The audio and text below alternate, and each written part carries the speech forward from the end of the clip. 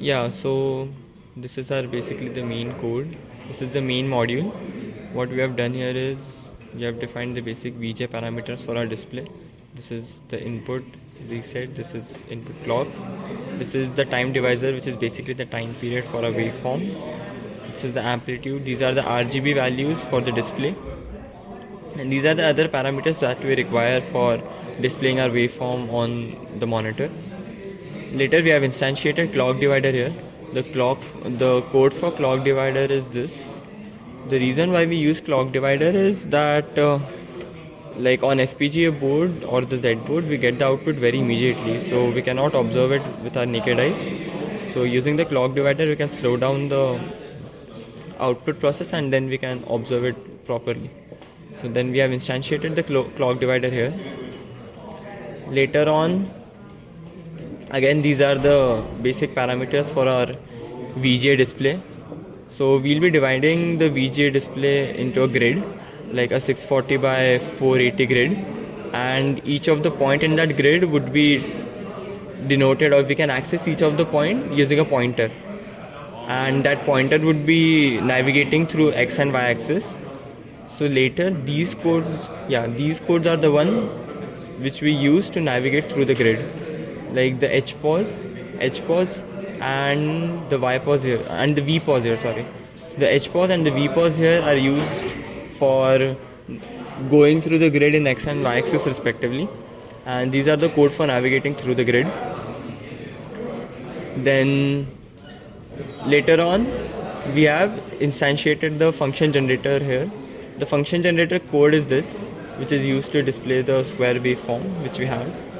So we have instantiated the function generator code here with its respective parameters: the clock, reset, time divisor, which is again the time period, the amplitude, H pause, V pause, display R1, G1, which are the RGB values, etc., and the module ends here.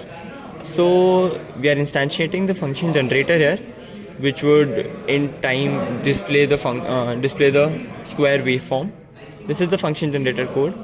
Again, the module function generator, its parameters: clock, reset, time divisor. The time divisor is the time period, amplitude, and etc. What we've basically done in this code is that since we want to display a square waveform, we have defined different horizontal and vertical lines, and then depending upon what the input is given by the user, the length and width of those horizontal and vertical lines change and result in the required waveform, the required square waveform. We tried implementing this using a for loop, but then there was some error occurring which we weren't able to rectify, unfortunately. So then, apart from, like, rather than going for a for loop, we went for if else if conditions. So we have defined each and every if and else if condition rather than going for a for loop. So the ones we have explained here, like the ones we have coded here, are for the horizontal lines, and later on when we get down here, these are the ones for the vertical lines. Okay, so this is the schematic that is being generated. So here this is the entire main module where we define the various parameters to interface the VGA. So here is the clock divider module, and so this is the code for it. Here we basically, since the Z board generates a 100 MHz clock by default, since we are using a VGA monitor of 640 by 480p resolution, it requires a 25 MHz clock to function properly. So we are using clock divider to divide the 100 MHz clock to 25 MHz. That's the functionality of this, and these are the various muxes and generated from the main module, which generates the VGA timing parameters. And here is the function generator block and the outputs. So here in the function generator block, we are actually generating the sine wave which we require. So here B defines the line thickness, and amplitude is the scaling factor for the amplitude. So since there are only 8 switches on the FPGA board, we can't actually get input of high values for amplitudes like 50 or 100 or 150. So we just taking 2-bit input and scaling it to a factor of 50 to show some to display the waveform on the display. So here basically how it works is so H pause and V pause are it's like the cursor position of the current position of the cursor on the VGA monitor. So here if H pause is greater than Px is if we reset it, we have given the initial position of Px and Py as 50. So first let's say Px is 50 and time divisor we are getting the input from the Z board, and let's assume that is 1 for now, and B is the line thickness, which is 3. So here what happens is when H position is greater than 50 by 1 minus B, which is 47, and H position is less than 50. So here the line thickness is being defined. So this entire thing prints a line for with a thickness of 3 pixels, and here this defines the height of the line. So amplitude is a 50, which is a scaling factor, and we are dividing by amplitude. Let's say amplitude is 1, so we have 50 here. So from 50, when V pause is 50 to V pause 100, the line is being printed. So the rest of the signals for the generation of the square wave are also being done by the similarly. So at the end here, so these RGB values are 1 when the square wave signal is supposed to be displayed. At the rest of the cursor values, RGB are being given as 0, so that the background is 0 and the waveform would show as white.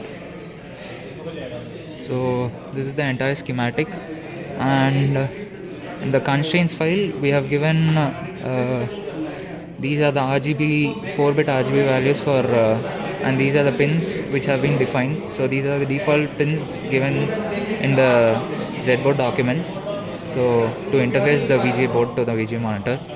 And here we are assigning pin M15 and H17 to amplitudes, and H18 and H19 to get the time divisor as inputs. So this is our test bench in which we have defined our clock period. We have defined our input, reset, clock, time period and amplitude. These are our outputs, the RGB, H-sync, V-sync, and we have instantiated our top module, that is VGA module here. And then we have defined our clock period so that we could get a clock properly. And then we have given some set of values to the time divisor and the amplitude. After running the simulation with the use of this test bench, we are getting this as our output. So we have to start the V pause value from 51 so that our complete waveform we can see. So for this V pause to reach at least 51, we have given the H pause value as 2 here, and after giving this H pause value as 2 and clock period as 5, we are getting some values of RGB. Here this shows the F0 and F, which shows that we are getting some waveform. Coming on to the hardware implementation of our project, we have implemented our design in Vivado and generated the bit stream. We have dumped the bit stream in our Z-board ZinQ 7000 board, which will configure the FPGA, and we have assigned pins M15 and H17 to change the amplitude of our output waveform, and H18 and H19 to change the frequency of our output waveform. And we have also interfaced the VGA monitor via VGA cable to our Z-board ZinQ, and so that we can show and display the output waveform. We can modify the waveform and see the result. So that is our VGA monitor. You can see we can change the amplitude of our output waveform, and we can also change the frequency of our waveform. These are all the possibilities that we can do on our output waveform. Yeah, that's it for the hardware implementation, and with this I would like to conclude our video demonstration. Thank you.